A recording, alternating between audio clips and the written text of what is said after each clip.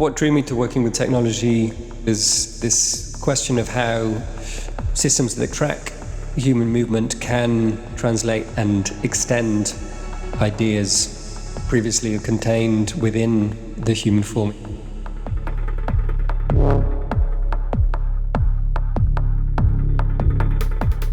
Artificial intelligence is introducing some wild possibilities in terms of the extent to which movement can be tracked, interpreted, synthesized and recombined and re-represented.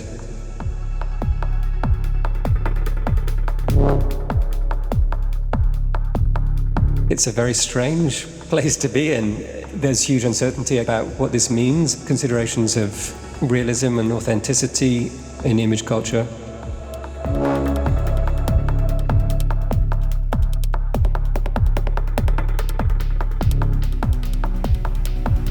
It is a terrifying thought, in a way, to exist in a world without love. And we should be considering the impact of all of our technologies in light of that.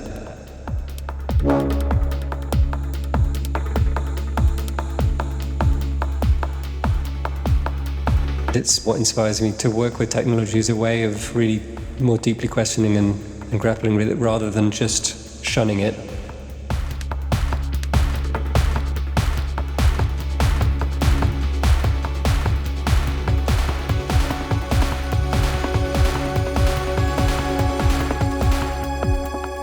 Welcome to CC, the podcast where you see what others see.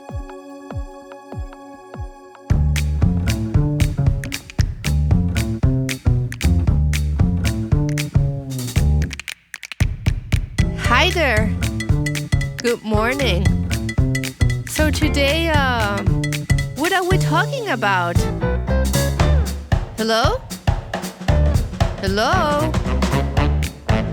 Can you hear me? Sassy here. Is anyone there? Hi, my name is Sassy. I'm based in Berlin and I want to welcome you to CC, the podcast where you see what others see. This season is all about the mind. And today we will talk about emotions, exploration, reconnection and healing, and about the evolving relationship between human expression and technology through dance. And guess with whom we'll be talking. Our guest today is award-winning choreographer Alexander Whitley. He's founder and artistic director of the Alexander Whitley Dance Company, whose pioneering works, from Overflow and 8 Minutes to Antibody and Pattern Recognition, explore the evolving relationship between human bodies and technological systems, placing it at the forefront of innovation in contemporary dance. Trained at the Royal Ballet School, he began his career at Birmingham Royal Ballet before embracing contemporary performance with companies such as Rambert, Michael Clark Company, Sydney Dance Company, and Wayne McGregor's Random Dance. His work has been commissioned by esteemed institutions such as the Royal Ballet, Birmingham Royal Ballet, Rambert, Canduco, and Hessisches Staatsballett, and has earned him multiple nominations and recognitions, including Outstanding Performance at the Critics Circle National Dance Awards, the Sky Arts South Bank Award, the Digital Culture Awards, and the One Dance UK Awards.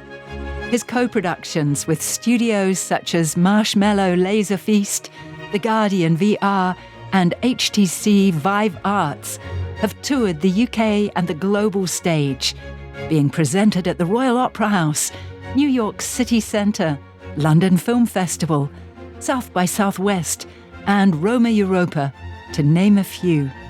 He's enjoyed choreographic affiliations with Sadler's Wells, Rambert, and the Royal Ballet Studio Programme, holds a BA with honours in Philosophy, Politics and Economics from the Open University, and lectures on the Design for Performance and Interaction Master's Programme at the Bartlett School of Architecture, UCL.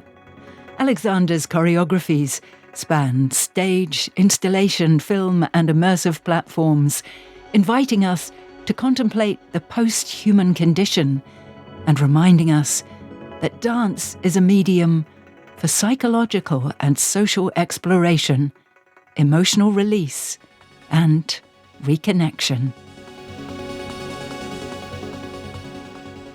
Alex Whitley, thank you so much for being here today. Welcome. Hello, thank you. It's a pleasure. I was watching photographs of the caves of Gargas in the French Pyrenees, and there was this one powerful image that I always think about. It's a simple image. A human hand with an oversized thumb calling out across time. This goes back more than 27,000 years. And it's just fascinating. The first thought that this image brought to my mind was the idea of the self. That moment that every human being seems to encounter in life when we begin to ask who are we and how we mark our presence in the world. And it made me realize that same question of identity, of the I am here, echoes across the history of humankind. Alex, do you remember this first moment that when looking at your body, your hands, your feet, you became aware of your own self? And will you be willing to share this experience with us? Yeah, it's a fascinating question. And I thought hard about this, but I'm not sure I have a clear memory of that first moment. But what I can say is that my sense of self, or our sense of selves in general, is something that emerges through experience of being in the world, of moving, of sensing, of perceiving. And this is something that continues to happen through our lives. We're constantly questioning, discovering, rediscovering ourselves. And I think movement and practices that engage with the body are a great way to explore what it means to be human and to get a deeper insight into ourselves. I like this idea of auto-fabrication, that we're self-making, we're continually self-making, and there's creativity in that. And so, my experience of dancing through my life, right from my early childhood, I started when I was 3.5, I think, so I'm too young to really remember what that first experience of dance was, but it's been a consistent part of my life. A gift in a way, in terms of a basis on which I can explore myself and my relationship to others in the world. I remember when I was a kid, I was dancing in circles and the sprinkles were on in my grandma's garden. And then suddenly the light came in and I don't know, I felt touched by something. And I just looked up into the sky and I became aware of my sense of self.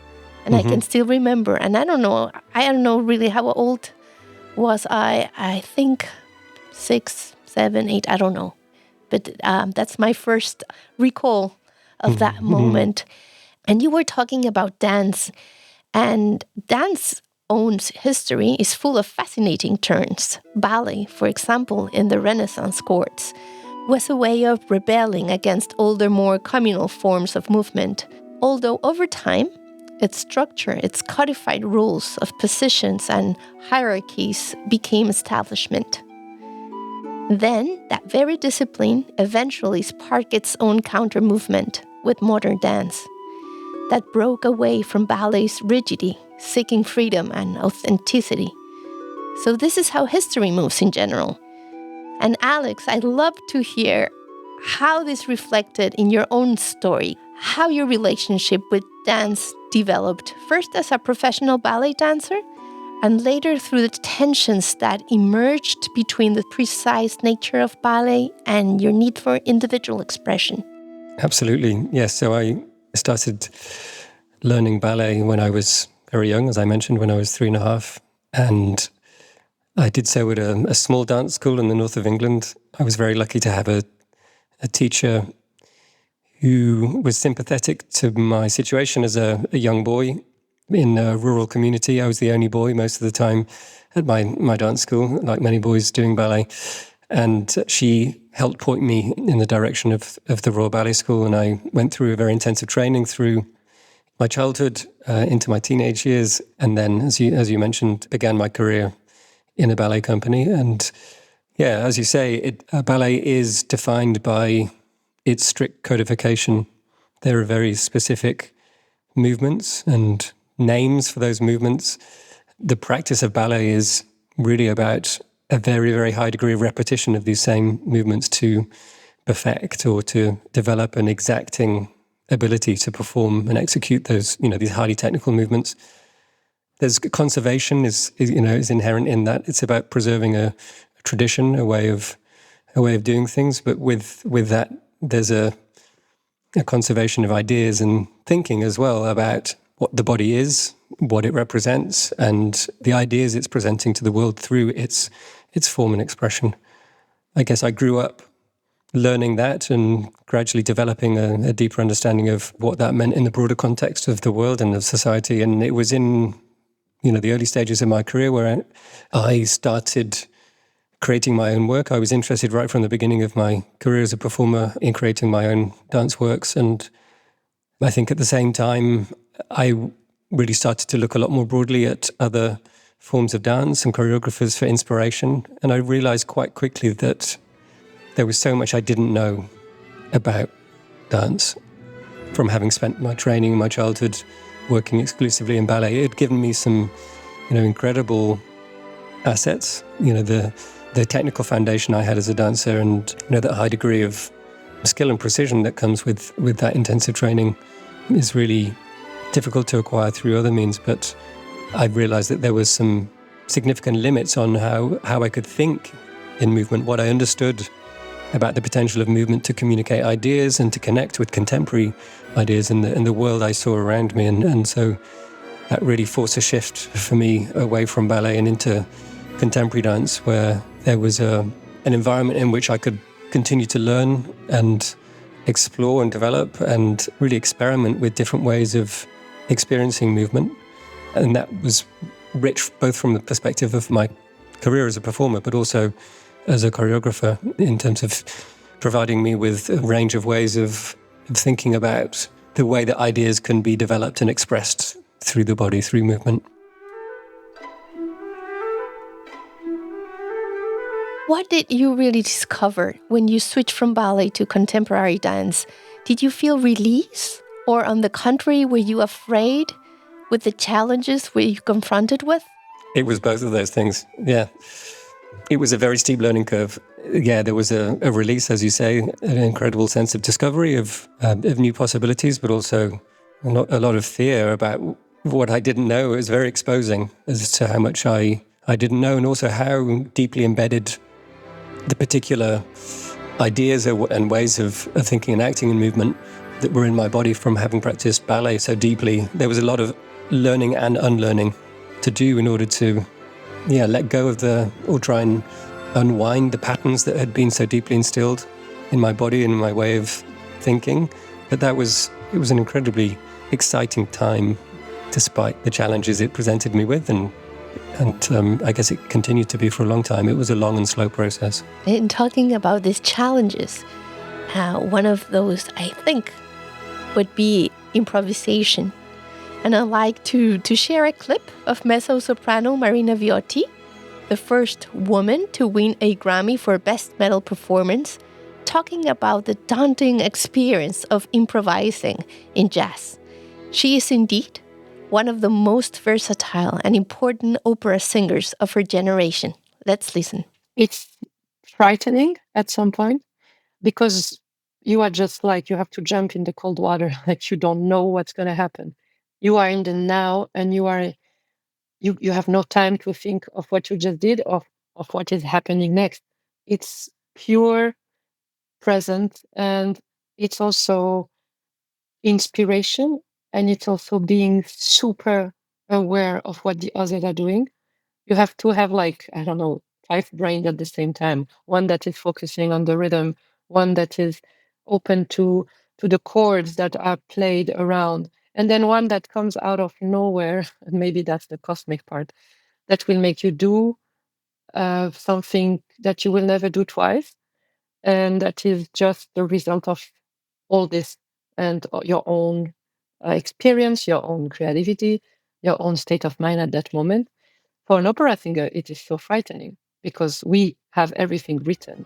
Sometimes in Baroque, for instance, with Handel, we have to rewrite a whole section that repeats itself, but still we have a base and we rewrite it.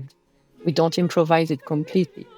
So to suddenly be on a jazz club, on a jam session, and people are like, "Oh yeah, now your moment, just improv something." That's scary, but it's at the same time so fulfilling.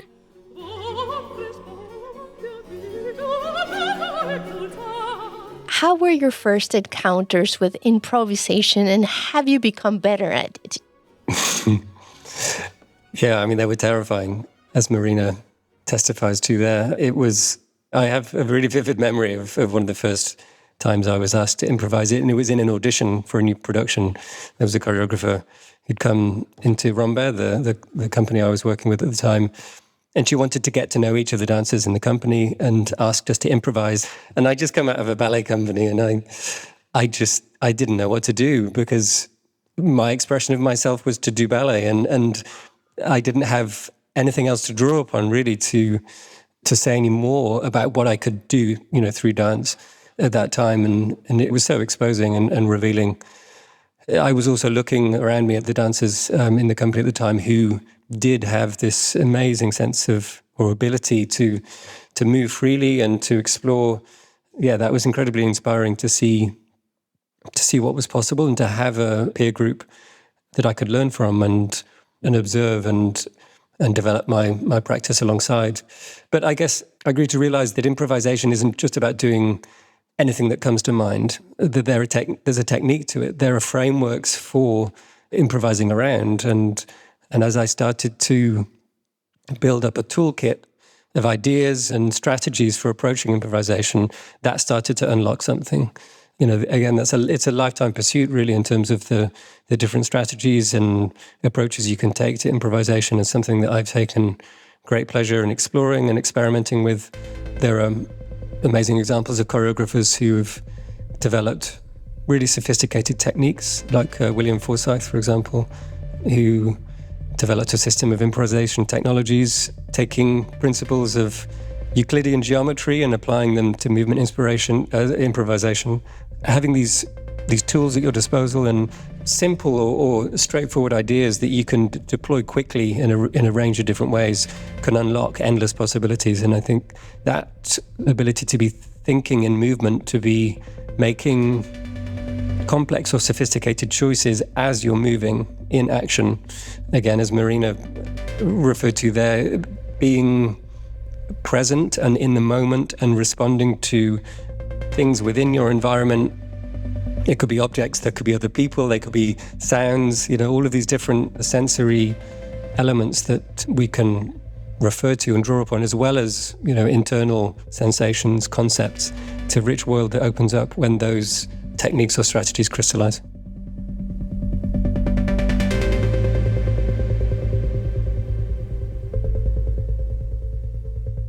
Within this improvisation techniques that you're talking about, while dancing and performing, would you describe a longer holding of breath and balance, or a subtle movement of the hands, just a bit more than expected, as an act of rebellion?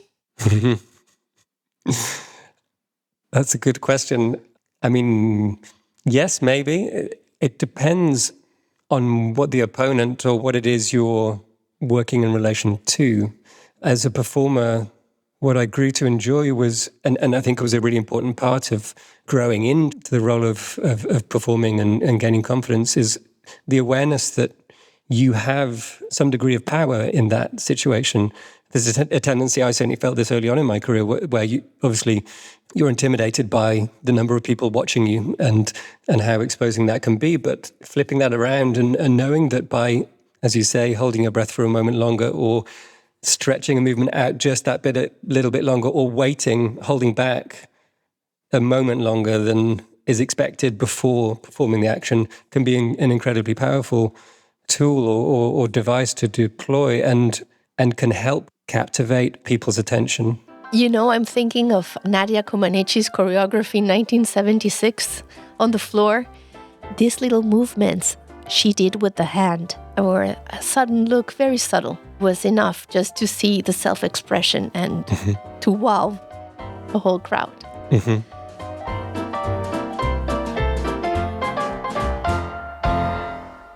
Continuing with improvisation, throughout the creative process, some parts are decided, as you said, in advance, but many other happen spontaneously as these rebellious acts that we were talking about.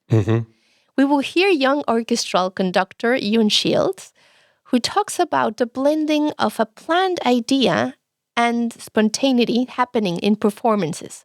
In rehearsal, there's a really interesting process where I have a mental picture in my head of how the music should sound, but that is being juxtaposed to the sound I'm receiving from the orchestra.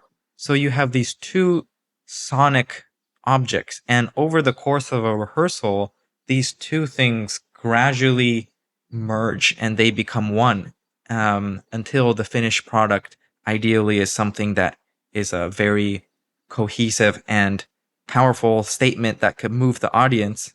And so in every moment of a rehearsal, my body is moving to influence the orchestra towards a sound that is closer to what I have in my mind. But at every second, I'm also adjusting the sounds I have in my mind to bring out the best potential out of the musicians in front of me. And I might have an idea of how a certain melody should go, but an orchestra musician might play in such a way, and this happens really often, where it's very different from what I originally expected, but it's actually really good. It might be actually better than what I originally had in mind. So then it's my job to say, that's fantastic, let's go with that. And then what can I adjust around me in the rest of the orchestra to frame that idea, sort of like a museum curator putting a frame on a painting, to make that idea as effective as possible. As a choreographer, can you relate to Ewan words in regards of creating a choreography and what happens during the rehearsals and later in performances? Yes, absolutely. I mean, for me, choreography and the creative process of making a dance production is highly, highly collaborative. It's really not a question of me going in with a perfected plan that I go in to execute with the dancers I'm working with. It's really much more a question of having ideas and concepts and strategies and opening up a space of inquiry with the dancers I'm working with or collaborating with on any given production, and taking joy and pleasure in seeing what emerges in the interaction of our minds and bodies. And there's a lot of improvisation in the early stages where we can all explore similar ideas, and for me to see the range of different outcomes that emerge from those same tasks or strategies that we can then start to shape into the final production. But even within that, we often maintain an element of improvisation. I like to always try and keep an element of flexibility within the productions. They're not always tightly scripted or choreographed all the way through. There are some sections that are and will be and have very kind of definitive rules or elements within them, but others that are much freer and looser and allow for the performers to experiment and respond to each other and to the other conditions of the performance. And Alex, what about when you add technology that brings new visuals into that formula? And what is the reaction to the dancers to that input? I work with a lot of technology in my productions, and very often the dancers I'm working with are having to be responsive to the technology. There's often interactive technology at work, so a system that's tracking their movement and generating visuals from that. And that live process of the visuals being generated in real time and the dancers being able to respond to the visuals that are generated from their movement to the performance, that again is really interesting. And it's necessary also because the technology is unpredictable in the way it behaves and responds, and there has to be an element of flexibility for the performers to be able to respond to the unexpected moments. But I think that's what also keeps me coming back to it, is the really unexpected outcomes that you can arrive at from an original idea or an inspiration. And so often there's a huge amount of translation involved from ideas I've taken from what I've read, and they're literal concepts that have to be explored and translated through movement. And that process of translation can be fascinating but frustrating as well. But it's always amazing to look back, from the point of arrival when the work goes on stage to where we started, and also just to take pleasure in considering how it's a collective act. There are so many people involved in it, and that process of collaborating and the meeting of minds through that creative process is hugely enriching. We will hear now 4-time Grammy Award-winning drummer, the legendary Terry Lynn Carrington, talk about everything you can do as a drummer when improvising in a group, as well as the responsibility that comes with it, followed by Ian Shields again on discerning when to act and when to let it happen. When you're improvising, yes, you can do things that push things forward. You can do things that pull things back. You can help control the dynamics of a group. You can really push another person that's playing into a frenzy, or you can calm them down. There's so many things that drummers can do that people don't actually talk about. But yes, I think that we have a very powerful role in any group, in any setting, and we have to yield that power wisely. And those are the great drummers that do. I always say that a band is only as good as its drummer, because there is a lot of power, and with power comes responsibility. And I think, some drummers are in tune with that and others aren't. And with that responsibility, you can't be concerned just with your own self-interest. You can't come with an agenda. You have to be in the moment. You have to serve the music, serve what's happening at that time. Days ago, I was walking down the street and there were several dozen pigeons just feeding on breadcrumbs on the street, and a motorcycle goes by, and all at once they fly up into the air. And I was struck by the sort of amazing synchronization that they all took flight at the same time, almost as if they had communicated in advance. And if you look at nature, there is just so much beauty in synchronicity. Like if you could look at a school of fish, or birds migrating in large flocks. And so I think being in harmony and being in synchronization is an integral part of being alive. And so as a conductor, I already have that natural and organic instinct and tendency that these expert musicians bring. And so my job is to facilitate that process that is already happening as much as possible. So oftentimes it's knowing when you lead and unify them as a leader, and knowing when you can say, I trust you to naturally come together and use your artistic and musical intelligence, and I am gonna not get in the way and allow that to sort of happen organically.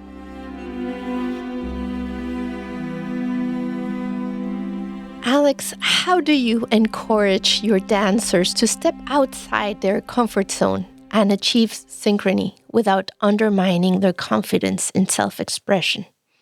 That's a good question. I think, as I was referring to in the previous question, there's always a process of collective exploration and improvisation, and I guess the forming of a group dynamic in the process of making a dance production.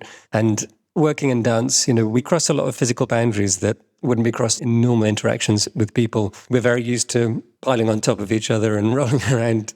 Contact improvisation and contact work in general is a big part of what we do. So there are deep connections that I think are made very quickly in that process. And in terms of my relationship to the dancers and developing their confidence, often feel as though of course it varies from dancer to dancer, but what I like to try and encourage is their sense of connection to each other, is the shifting of their awareness from themselves and an internal focus, which of course can be useful at times, the introspection and the drawing of sensation and knowledge from the interior can be a very powerful tool in dance, but the sensing of other people and the connections between people is something I really enjoy. I think both from my experience of performing myself, I found that connection, that outward connection and perception and responsiveness to others on stage or in the studio was liberating in a way from the internal scrutiny that we can sometimes have of ourselves, and really helped find a deeper connection and sense of synchrony with others in the space. What is it that changes from being introspective into interconnecting with others? It shifts one's attention and a state of awareness to the kind of subtle connections that exist across space, and ultimately blurs the boundaries of individual bodies and the boundaries of the body and its environment. It extends our awareness beyond the confines of the skin and the body to the environment and the world beyond us, and it can be a really heightened state of awareness. And how have all of these influenced or inspired you in terms of future choreographies? Choreographically, I've enjoyed a lot playing with quite complex patterning in groups. I've taken a lot of inspiration in the past from elements within nature, the patterns we observe in nature, as Ewan was referring to there as well, these flocking patterns. And there's a term that I've been drawn to or inspired by, this state of dynamic disequilibrium, a system which is held together in some form of stability through its instability, through its continuous movement and change. It only remains stable through movement, and it's not in a kind of rigidly held pattern or form, as in classical ballet. Generally, the corps de ballet, the group dances, are done in formal patterns of lines, whereas I've been really interested in exploring other ways in which group dynamics can exist and how elements of similarity and difference can coexist within groups. And again, how these unstable and continuously moving forms can continue to run on and develop. But Alex, what ability, or let's say inner state, would you say the participating dancers need to bring about into those systems in order to bring those systems actually to life? For those systems to work effectively in choreography, the dancers need to be really, really attuned to each other, super aware and really... In tune. In tune, exactly. A 360 awareness all around them and within them and outside of them. I'm just picturing you with your whole group in monocycles. Trying not to fall down. Exactly. I mean, yeah, that's a nice analogy.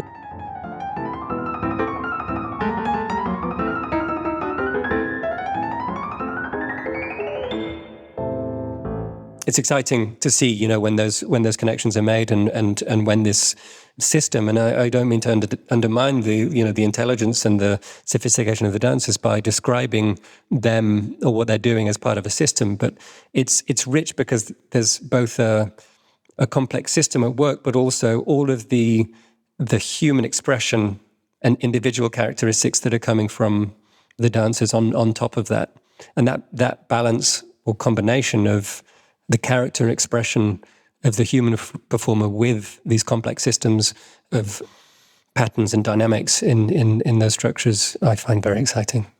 Alex, talking about this transition of the dancer individual fluidity into a group fluidity, to what extent is this merging experience conscious? Yes, I think it's conscious, but consciousness is very varied in what it is, in its qualities, in its different states. as I was saying before, I think there's a different state of awareness and consciousness and that we can find through movement and through these kinds of connections and moments of synchronization in movement. And have you ever experienced the joy or pain of a fellow dancer while dancing together? Yeah, that's definitely something I experienced as a performer, and it's something I try and encourage as much as I can in my creative process and working with my company's dancers. I'm not sure I've really felt these specific moments of joy and pain. Well, that's not true. Well, I think every performer will know that you come off stage and you kind of know together what happened, and there's always a different sense of what that performance was like.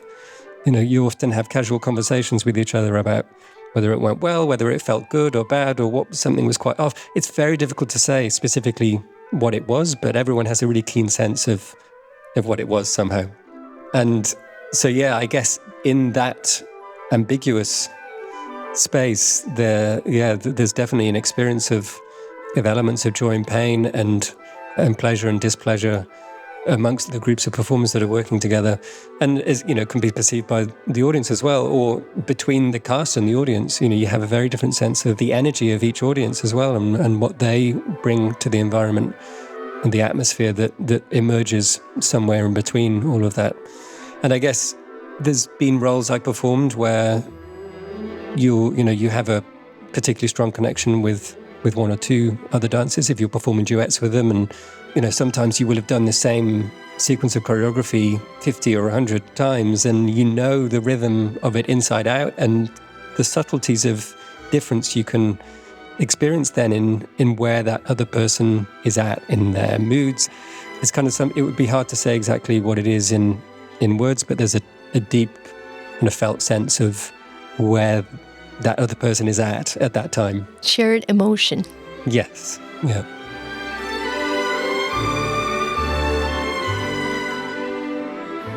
In this process, in how ideas develop and unfold during a choreography, responding to the music, the rhythm, and all of this suddenly brings everybody into a fantastic flow. And in those moments, Alex, when this happens, you don't want to disrupt the flow.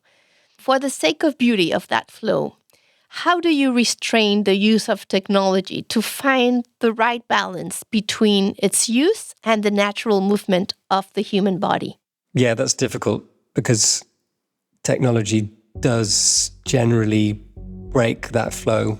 It introduces elements that work at different paces, they have different rhythms, and so often the technology is being developed through the creative process and so isn't fully functional in a way that a piece of consumer technology would be expected to be. I work with amazing creative technologists, one in particular, Luca Biada, who's been working with my company for many years now, and he is almost always developing specific tools and technologies for each production of ours. And there's a lot of work that goes into developing the technology to the point where it is functional enough to get somewhere close to a flow state in creativity. But I, as a dancer and choreographer, and the dancers I work with, are all too aware and knowledgeable of what that flow state can be when it works, and just the speed at which ideas can emerge and be developed through interpersonal communication. And bringing technology into the mix slows that down and can be frustrating.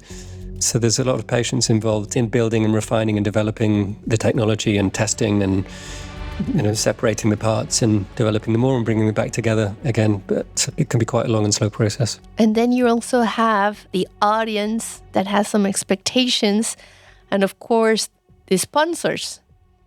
That's also having some pressure, right?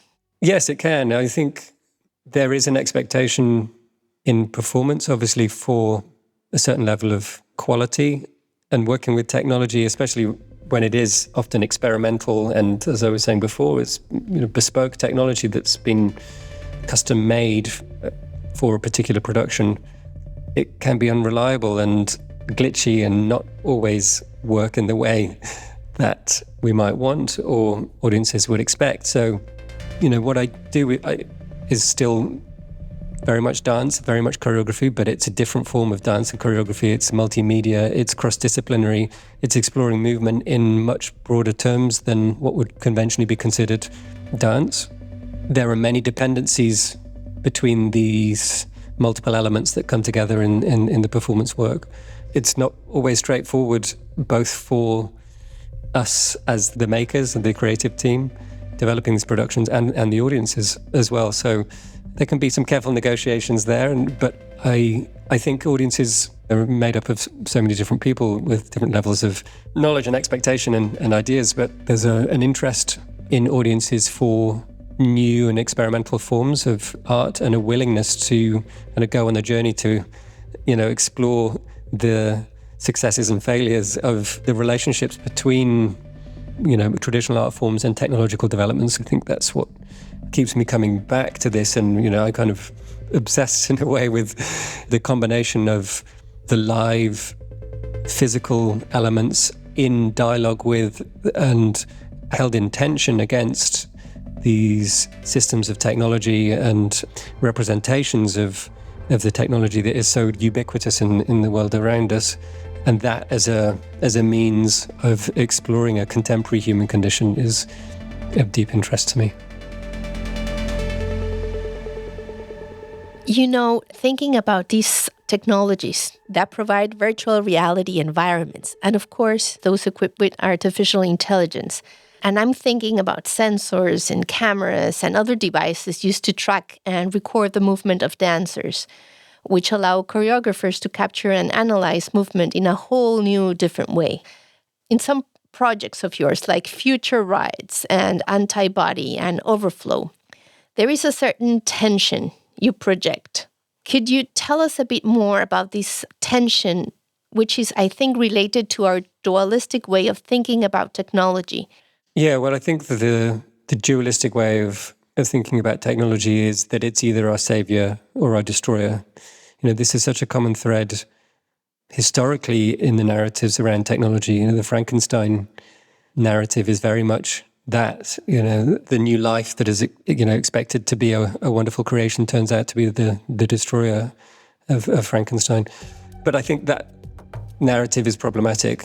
It's so present currently around AI in terms of all of the really significant risks it seems to be posing, but also the kind of incredible hype and the massive financial bubble that seems to have been developed to exist around AI. So there are deep tensions kind of societally around technology and its impact on the world. And the projects you referred to there, I guess, are all in one way or another attempting to tap into those tensions and explore them, but to try and avoid too much the binaries and to work a bit more into the grey area in the middle, which I think is where the really interesting conversations and the learning is to be had.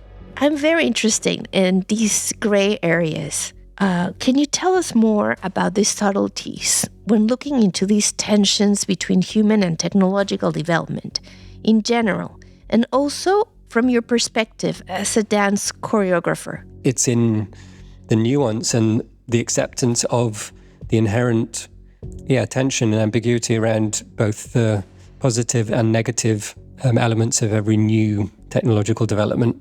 And it's really a question of whose use and whose ideas are being deployed or enacted through these tools. And so I guess there's something in working with technology to deliberately try and disrupt or go against the intended uses of them, to repurpose and represent the ways in which they can be seen and understood and thought about. But also, I guess, specifically as a choreographer and working in dance, I'm interested in the tension between the physical embodied nature of our existence and experience and the pull away from that developments in technology have introduced. The very headed and disembodied way of experiencing the world that modern technologies can introduce, and how our experience can be fractured and distributed spatially and temporally. Now that you said fractured, You make me think of the Hungarian choreographer Rudolf Laban, who fled Nazi Germany and later found his home in the UK. He's one of the fathers of European modern dance and expressionist movement, who spent his whole life decoding the language of the human body. Well, he said, the opposite of movement is stillness. Yet, stillness, too, is full of tensions. And precisely there, I think, is where we can identify this tension you're talking about now, in the sense that technology doesn't stop movement, it disperses it and fragments it across time and space. And yet the body remains the source of even in stillness. And there is also the moment where perception is modified, as well as our attention and therefore also our sense of awareness. I mean, just think about the addictive act of scrolling in social media. I love this wonderful phrase. I'm going to forget the name of the author. The idea of how social media and notifications bring about this jittery schizoid intervals in our experience, this constant interruption of the flow of experience that break it down into these fragmented and arrhythmical patterns. And I think is a really relevant way of exploring the impacts of technology, how we relate to each other. Yeah. And sorry to interrupt, but is that not what you portray in the 3 productions I mentioned earlier? Overflow, Antibody, and Future Rights? Yeah, so each of these productions, I guess, is approaching it from a slightly different angle. Antibody was thinking about the relationship between post-humanism, transhumanism, and humanism, these different philosophical positions about where technology is leading us, the transhuman desire to completely be free of and liberated from the constraints of the physical body. Whereas in Overflow, there was more of a consideration of the emotional and psychological impacts of social media and the different kind of pace and patterning of technology, as I mentioned before. The Future Rights is different. It's based on the Rite of Spring, a very famous work of dance and classical music, and it's really intending to provide a very different experience of this well-known work, but to allow the public to experience it from an embodied perspective through their own movement, rather than observing it or hearing it from a distance. The intention is to really draw them into the ideas and concepts through their own movement. Well, when I saw some fractions of these choreographies, I thought there was this interplay of tension between our search for safety and belonging and home, and then the technological society and the way digital systems redefine or sometimes erode those boundaries.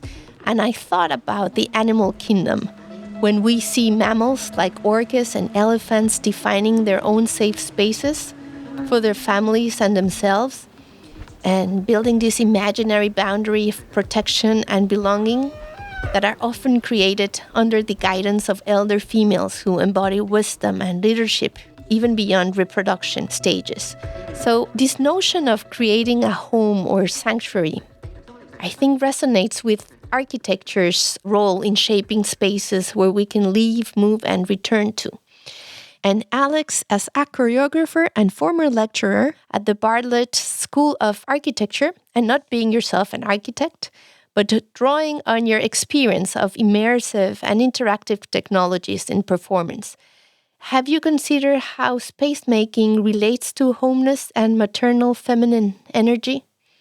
Yes.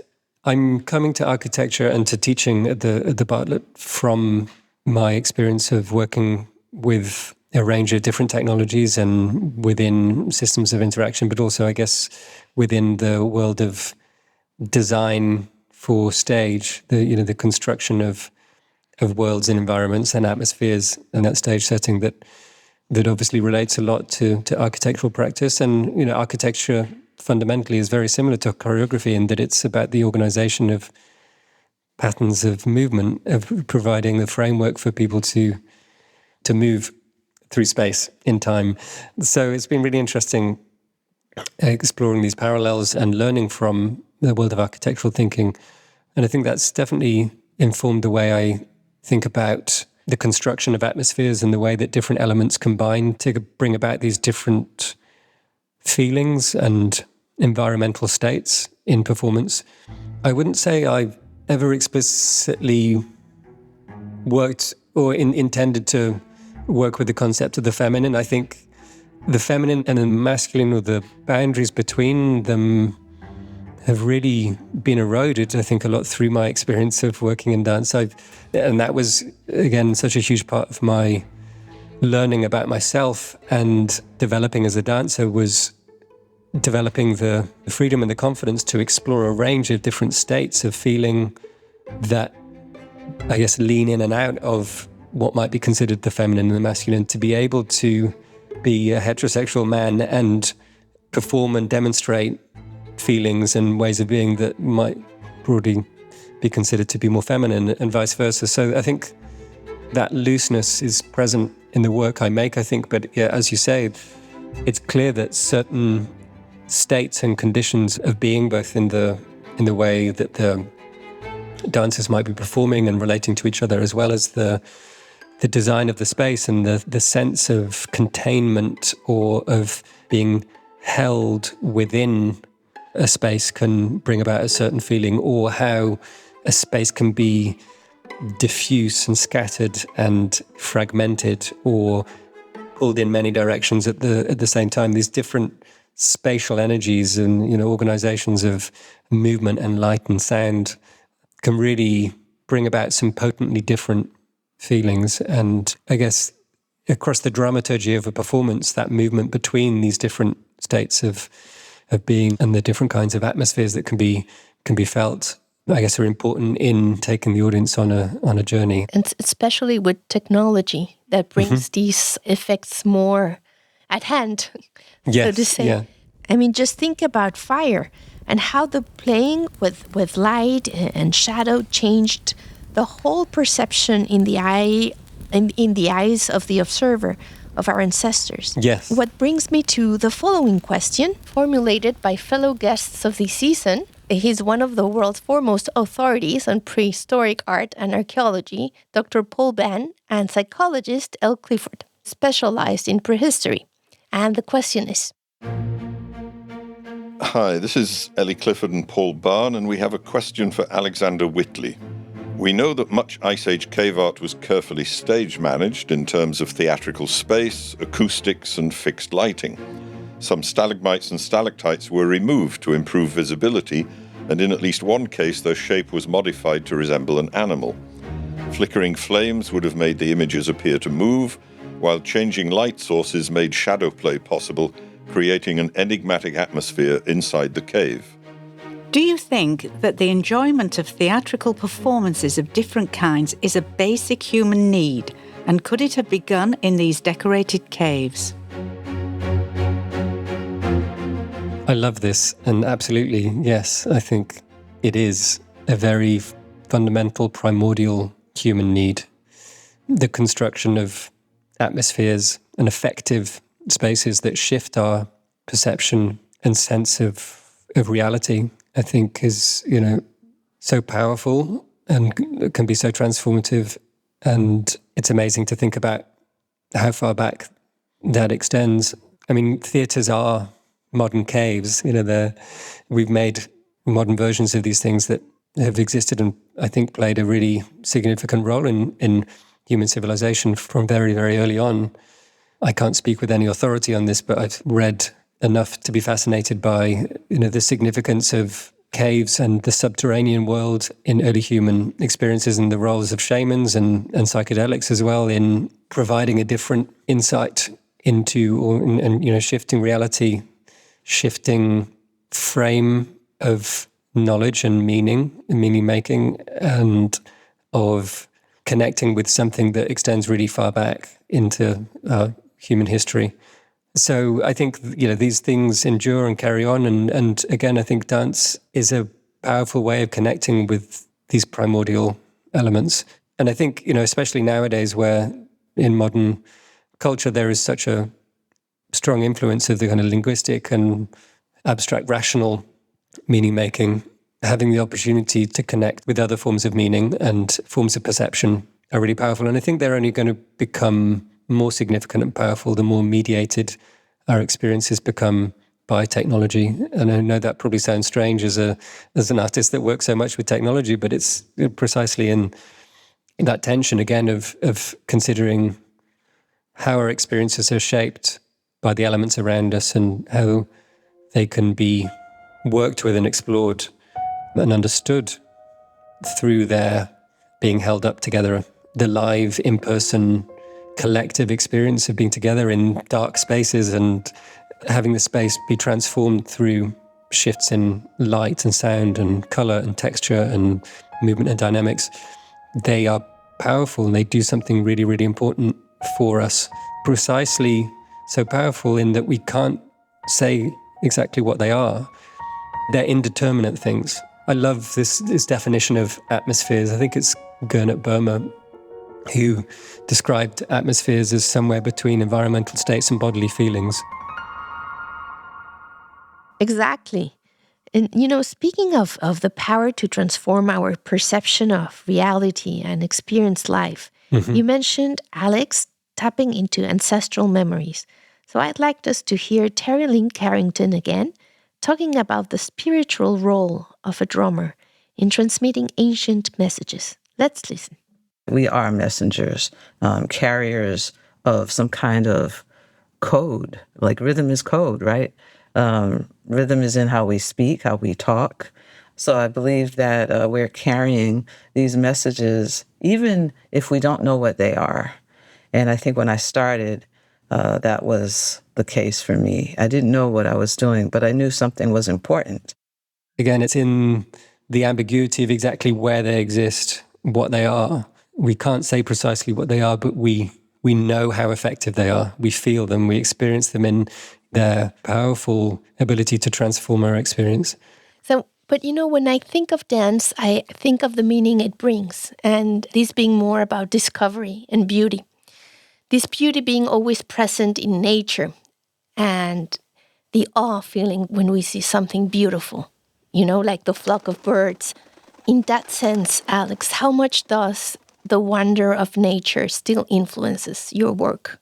It definitely has an awful lot.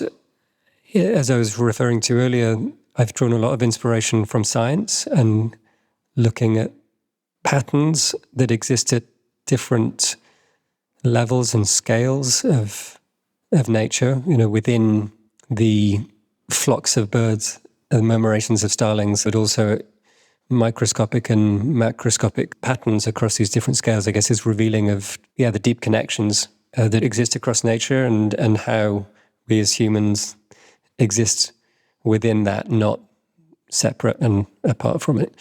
To find ways of connecting to it has been something I've explored in works at different times, but that might not be obvious in what's seen on stage visually, I think, but it remains a deep interest of mine.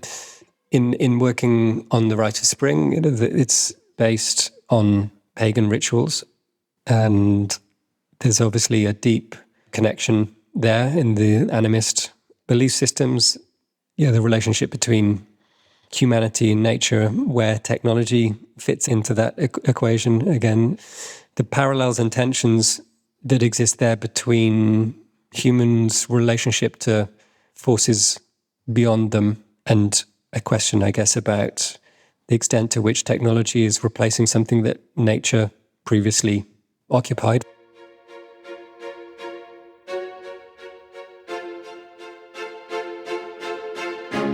Hi, we would love to hear your comments and learn about what you see. Share your input at www.ccpodcast.com and follow us on social media. Oh, I almost forgot. To accompany us in this season's journey, don't forget to hit the subscribe button. And now let's continue with Cici. Getting into technology and its interaction with the human body, you say that you use technology to extend the reach of the moving body. And visually, it certainly looks that way. And I'm thinking of tracking devices, for example. As a dancer, whose primary instrument is the body itself. What is that compels you to bring technology and now artificial intelligence into that deeply human space?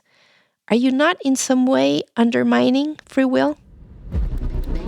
I think what drew me to working with technology or to, going as deep into developing a practice that incorporates it as I have is, this question of how systems that can track human movement can then translate and transform, amplify and extend the ideas and concepts can be represented in different forms of media and set in relation to the human body in a kind of limitless way. And I'm just too curious not to have dived into that and been exploring it in a range of different ways over the last decade or so. And I guess in doing so, it's thrown up a lot of questions about what that relationship is and also how different forms of tracking technology read and understand movement. And, artificial intelligence is introducing some wild possibilities in a way in terms of the extent to which movement can be tracked and interpreted and synthesized and recombined and re-represented. Alex, can you still be a rebel when you're using artificial intelligence? Whether we can act freely or be rebellious within a system that artificial intelligence is part of, I think, yes, absolutely, because as long as humans remain actors within that system, there's always the possibility for creativity and freedom.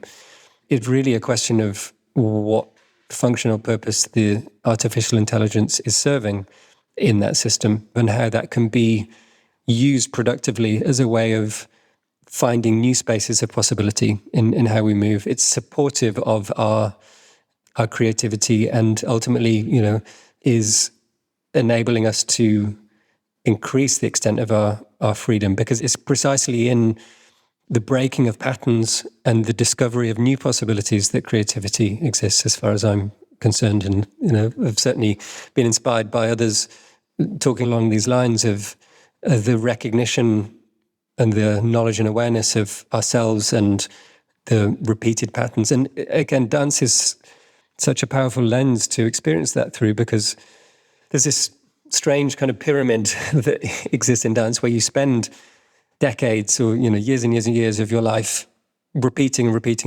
practicing the same movements over and over again in order to embed these patterns within them. And then the second half of your career is all about breaking those patterns, of unlearning, of decoupling the established patterns and relationships between things in order to find new spaces of possibility. And I think technology and artificial intelligence can be a very powerful tool in assisting that. But I guess what's most important is that we're aware of how we're using it and information it's providing to us. I think, right from the beginning of working with motion tracking technology, it was very clear that the tracking cameras, early on, this was Microsoft Kinect. It's a camera that uses infrared light. It has AI built into it, so it recognizes the shape of the human body as soon as you step in front of the camera. But it's obviously reading human movement from a particular angle and perspective, both because of its position in the physical world, but also because of the way it's been developed and the basis on which it's looking for movement in the world. And there was an awful lot of frustration in working with this technology early on, because it was unable to accurately follow and track the complex choreography that I was putting in front of it. But I guess eventually I realized that rather than just kind of working against it, or with the developers I was collaborating with, the digital artists I was working with at the time, kind of bashing our heads of trying to figure out how we could get it to read and track the movement in the way that we wanted, there was something much more productive and creative about accepting its limitations, understanding the limitations it came with, and using those as creative constraints to work around, and just being clear about how and when we wanted to work within those constraints and when we didn't. That gave you agency. Absolutely. Alex, imagine using a machine that could help you glimpse into the world of how animals or plants see the world. something completely out of human scope. Of course, knowing that glimpse will always be incomplete because you will lack of the animal's perception of its sensorial experience, and you will also be limited by your own human perception. But let's say there's some technology. And by the way, this question arose from my 7-year-old, okay? Amazing. Let's say that this technology that will give you a sense of how a cat sees, smells, and hears the world. Would you be prone to try it out with your dancers? Yes, absolutely. If it existed, I would try it. But it immediately raises questions, the thought experiment of what it's like to be something else and whether we ever really can, because we have to be in the body of that other organism in order to ever be able to truly appreciate what it's like to be that thing and to sense the world from that perspective. Absolutely. Well, let's leave Catherine Hales, Distinguished Research Professor at the University of California, and James B. Duke, Professor Emerita at Duke University, introduce us to the concept of Umwelt and the different aspects that this concept brings about. And an important element here, which hasn't been mentioned yet, is the idea of the Umwelt, term from 19th century biologist Jakob von Uexküll. And Uexküll's idea was simple and brilliant, and that is that each species constructs its own world dependent on its neurological and physical capacities. So that has a number of interesting implications, one of which is that humans do not sense reality any more than all the other species do. We sense reality as interpreted through human sensibilities. So we're always within the human Umwelt, a word that means roughly world horizon or world surround. And there's no way that we can escape it because we always see with human eyes, we think with human brains. Now, we have enlarged our Umwelt through technologies like microscopes, telescopes, and so forth. But in the last analysis, all of that is always filtered through a human brain. We naturally humanize the world because we see it from a human perspective. I would love to catify the world if given the chance. And I guess we can approximate and get close to it. We can explore through movement, what it's like to move like a cat to some extent and get a little bit closer to it. And if this machine or technology was ever invented that enabled us to really be transported to that other perspective, I think it would be utterly fascinating. But I wonder how much would remain of our previous experience, whether we would be able to compare in any way because we're seeing it only ever from that one perspective. We've been talking about how the ways technology transforms and challenges the way we see the world. Mm-hmm. And you were also talking, I think it is antibody, where there was this transition from human to transhuman and posthuman. Mm-hmm. And as you know, Catherine Hales is one of the world's leading scholars at the intersection of literature, science, and technology in the 20th and 21st century. And, we will hear her on how the development of humanoid robots will transform the Umwelt of artificial intelligence and the consequences of our own perception of space. Humanoid robots or even non-humanoid robots are taking over a lot of the routine work in factories now. So they're also equipped with sensors, usually not as extensive as human sensors, but nevertheless sensors. Now the new field of research is to connect the powerful AI technologies that we've been developing, which are purely computational, with robotic bodies. It is very promising because it promises a transformation of the Umwelt of artificial intelligence. In fact, it would connect now the kind of Umwelt that we have as embodied creatures moving in three-dimensional space with the intelligence of a computational device. How do you think the aesthetics of technology, the way it shapes perception, will evolve in relation to our aesthetics perception of the human body as we know it today? Well, I was referring earlier to the impact of technology on the patterns and rhythms of time in our experience, and I think that's certainly where I've felt and sensed the most profound change in my experience, and I guess have been interested in drawing upon in working in a time-based medium in performance and choreography. But there's another layer to the impact of technology on aesthetics. In visual culture, obviously, it's incredibly impactful, and all of the possibilities for transforming appearances through filters and now synthesizing and generating entirely new imagery and images through AI is radically altering our aesthetic landscape. And I think it's a very strange place to be in. There's huge uncertainty, I guess, about what this means, and considerations of realism and authenticity in media, in image culture.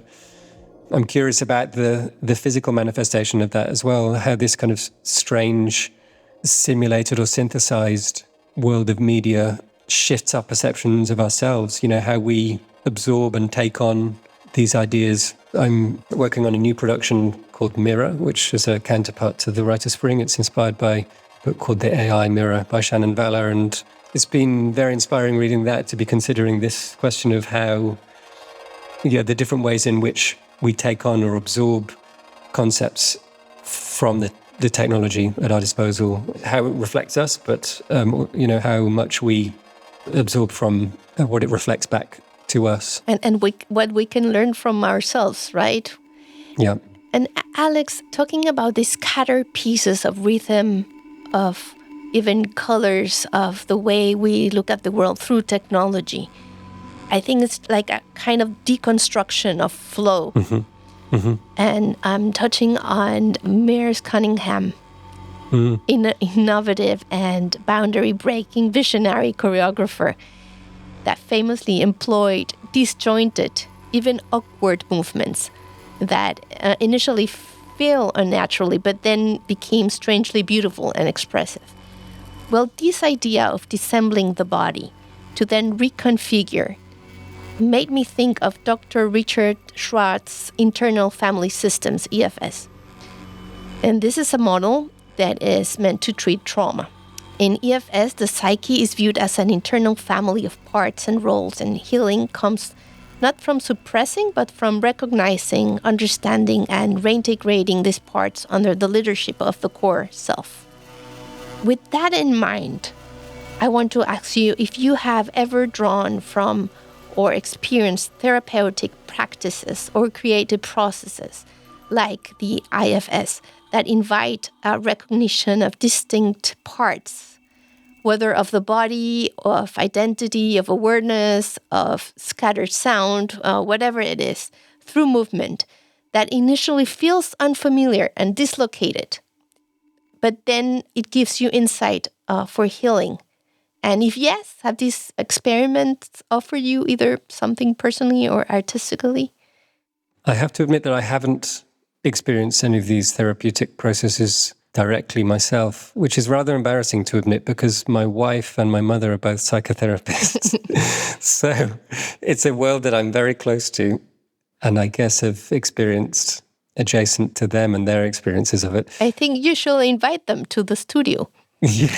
No, yeah. when you're dealing with all of these scattered pieces and with your technology partners and so on, maybe they can jump in. Absolutely. I should integrate more of these parts into my world. But I can certainly speak to it from the experience of having danced Merce Cunningham's work and trained quite extensively in his technique, which, as you mentioned, is based on the reduction or the separation of different parts of the body, the isolation of the torso from the arms and the legs, and the sequencing, often through chance procedures of choreography for those respective parts and the assembling of them again through random chance processes. It has been a fascinating experience in the past of attempting to perform movement that feels so completely strange and foreign and incoherent, but that through practice and repetition becomes familiar, recognized, comfortable, and will run off in a flowing dynamic as though it were completely natural. It really highlighted to me the nature of what we consider to be natural. Everything is learned. Everything is a pattern that is somehow experienced and assimilated and brought in from somewhere. And yeah, it's really just a question of what we've been exposed to and how much time we've spent with these things as to the extent to which they form part of our experience and feel natural to us. And similarly, I think there's, from my experience of dance, you come up against yourself a lot in the resistance of certain movements. You can't understand why, but it doesn't feel right. Something feels strange or unpleasant. And that, I think, certainly having an awareness at least of the world of therapy, I think was really helpful for me in being able to deal with these moments of resistance or consider how I could work through and learn and ultimately expand a space of feeling and awareness by not rejecting the things I was coming up against in my experience of dance and movement, but really trying to take a curious and exploratory approach to them and finding ways of accommodating them. So, yeah, I think with the right frame of mind, dance can be an incredibly powerful therapeutic tool. And it's obviously really interesting to see how similar elements have been built into or developed through different therapeutic techniques. Yeah, the IFS can easily be visualized as a dynamic choreography if you think about it. I mean, in which dancers could represent these interactive parts, which I think he calls subpersonalities of the mind. I think I'm right in thinking that IFS was developed in parallel with a choreographer. I'm forgetting which choreographer it was. There's a world there that I would love to learn more about. Before my last question, let's talk about beauty, but real beauty. We will listen to Professor at Harvard, Richard Mullica, one of the world's leading experts on the healing of trauma, and to Domingo Millela, widely recognized Italian photographer, who also speaks about beauty while he brings us into the ancient caves he photographs. These caves are illuminated, as they always were, by humanity's first technology, fire. What I would say is, in every human being, we meet in their family, in their culture, in their life, in their search for meaning, there's beauty.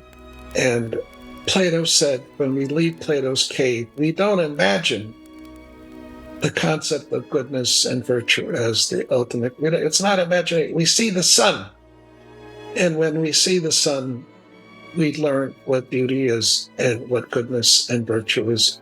Beauty inspires in us justice, fairness, love, kindness. I'm not talking about the corrupt world of beauty. I'm talking about true relationship to beauty and how inspiring it is to us to be just.